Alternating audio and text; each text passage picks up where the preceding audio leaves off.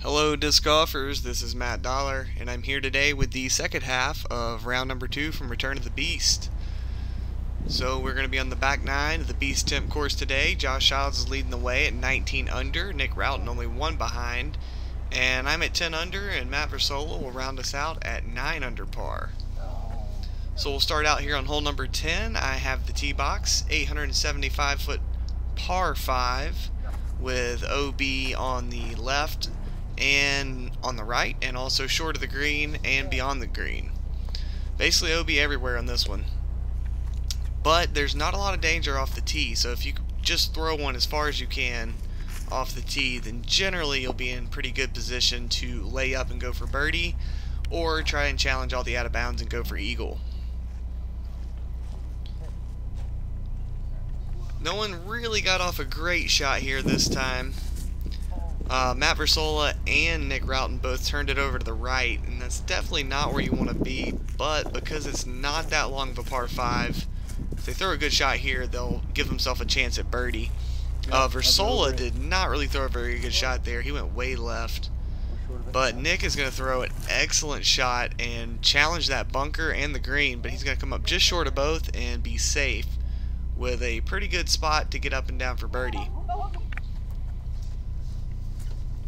So after I went way left off the tee, I tried to just throw one back over the green to the right so I could get up and down for my birdie. And Josh Childs is going to challenge the green here, trying to run up there for an eagle, and he is going to be out of bounds.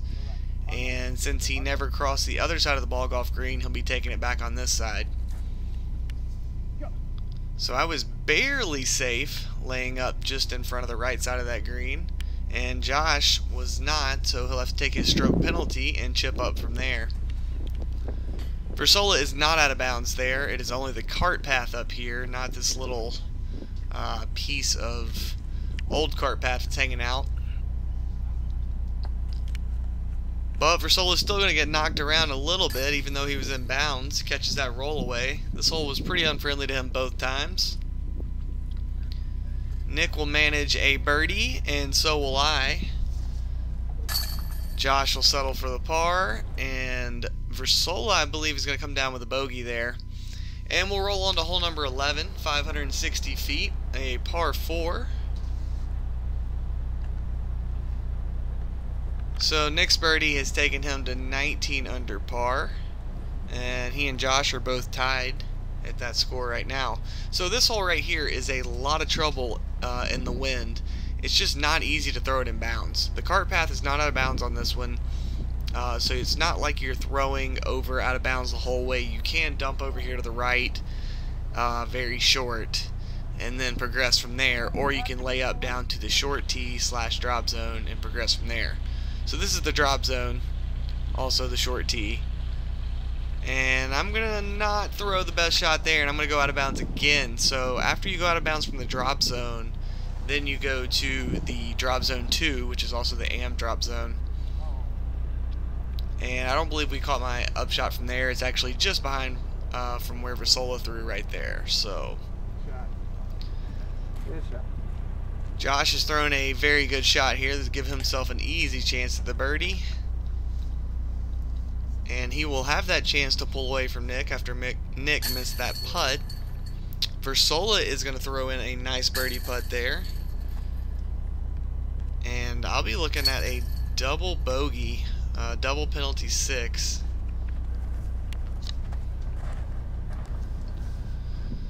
So we move on to hole number 12. It is a 386 foot par 3, and the main goal, or the main obstacle on this one, is that bunker in front of the basket.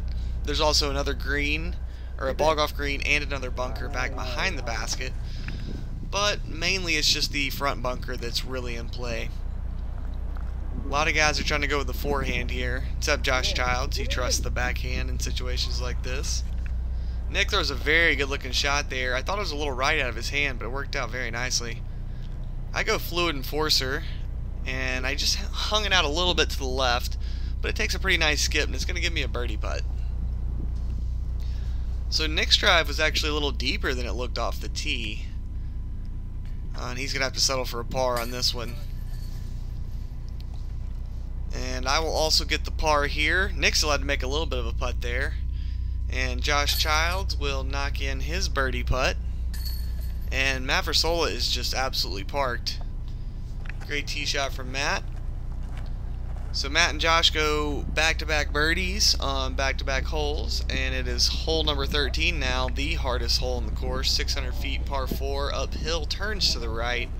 OB in the middle of the fairway by way of that path, and also OB above that with the bunker and the ball golf green. That's pretty good. And you absolutely do not want to go short left or short right. Basically the exact places that Josh and Versola went, that's exactly where you don't want to go. So they're both just going to be pitching out of there. That was a pretty good out shot there, although I think, yeah, that was Josh's out. So Versola had already thrown one shot further down in the woods to get himself to there, so that was actually his third shot that's trickling down in front of that cart. So Nick put himself in a pretty good spot off the tee over to the left, and as Nick makes a very smart decision there, he does not try and challenge the green. He just throws a thumber over to the left near that power pole, which will put you in position for a very easy par. Looks like Josh Childs is going to try to attack the basket from this location. He's in a very tough spot to do it, but he throws a pretty good looking shot there, and we'll have to see how it looks once he gets up there.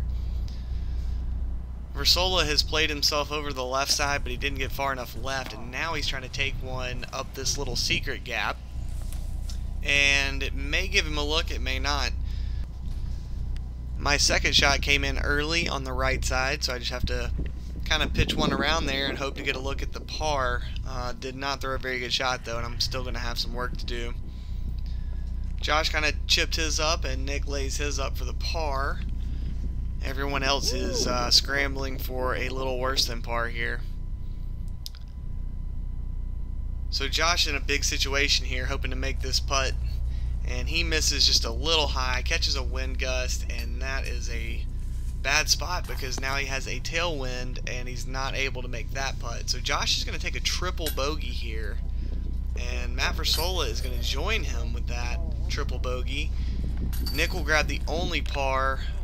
I'll take a bogey, and we'll move on to hole 14 after a beating from hole 13. So we got a par 4 here, just over 600 feet, turns to the left a little bit. Main obstacles here is just those trees on the right side. You want to throw it far enough to hyzer to the left of those trees, but you also don't want to go too early left because there's like a really sandy area over there. So basically you're just trying to throw one out about 400 feet and have a hyzer. As long as you don't throw a bad tee shot here, you're going to be having some kind of upshot for a potential birdie look. Nick Rowton's going to go thumber on his second shot. He's throwing it just a little early right, and he's going to have a long look for the birdie. Matt Versola is going to skip one. He was early left off the tee, but he's throwing a nice shot here. He will also be in birdie range. Looks like I'm going with the Cenis from the left side of the fairway, and that should give me a pretty easy birdie. Josh Childs is going to take the forehand approach, going with that Felon, and that dog is overstable and it is parked. Great shot from Josh Childs. Matt Versola is going to catch a little bit of that wind, and it's going to push him out left, and holy cow, Nick is going to slide that one in there. I'm still not sure how that went in. Let's catch a replay on that one. He lets it go. He thinks it's too low and a little right, and the wind just holds it out. Look at this right there. It just stays in the air. Beautiful putt from Nick, and that is going to be a great birdie. Very rare you're going to get the putts in from that distance in this kind of wind. So a couple birdies tap in there. We move on to hole 15, 290 feet. It is a par 3. And the only real obstacle on this one before you get to the basket is that tree that Nick hit.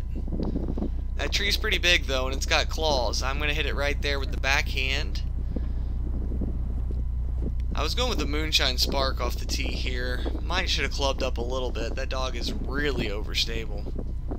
Josh Childs is throwing it just a little past the pin. Looks very similar to the shot he threw the first round. He'll probably have a comebacker from the left side of the green. And Versola went way left off the tee in round 1. He's going to pull it too far right on this try, but he'll still have a birdie look. It is going to be a long birdie look, though. So everyone's pretty much just pitching around. Josh Childs went too deep off the tee, and he's going to be a little short on that comebacker. So we'll move to hole 16, 550 feet, uphill, turning to the right through a gap. And Nick will lead us off at 20 under par. I'm going with that fluid enforcer once again. I put the little anhyzer move on it, and it is guaranteed to hyzer out because it is mega overstable. So Josh Childs now trailing Nick Rowton by 1. He's going to throw one up the middle. Try to get a little right turn on it, and it is an excellent shot. Fades out a little left at the end, but that's going to be just fine. And Matt Versola is also going to fade out a little left, but should put him in position for a big shot over the top. And he's going to go with the forehand on his big shot over the top here, and it's going to catch that wind and ride way to the right. I'm going Moonshine Spark Thumber, and it's not quite going to come out like I like it, but it will give me a long putt. Nick's shot actually hyzered into that big tree. He threw a forehand, it hyzered a little short, caught that tree, and he'll have to just throw an upshot to get out of there. You can see Josh Childs, his disc actually flashed, well, the shadow of his disc flashed the top of the basket there. It was a pretty neat looking shot. And Nick throws a good roller to get out of the tree, but it does not stop, so he'll have a little bit of chicken on the comebacker. His putt had a very similar look to the one on the hole before, but it does not stay high enough and lift in. So in a huge moment here in this round, Josh Childs makes a great putt in the wind to grab a birdie, while Nick will have a bogey after missing that last putt. These guys have only been tied for, I think, one hole during the whole round. Every other time, they just flip-flop. One of them gets a par, one of them gets a bogey. Or one gets a birdie, one gets a bogey, and they just flip-flop spots completely.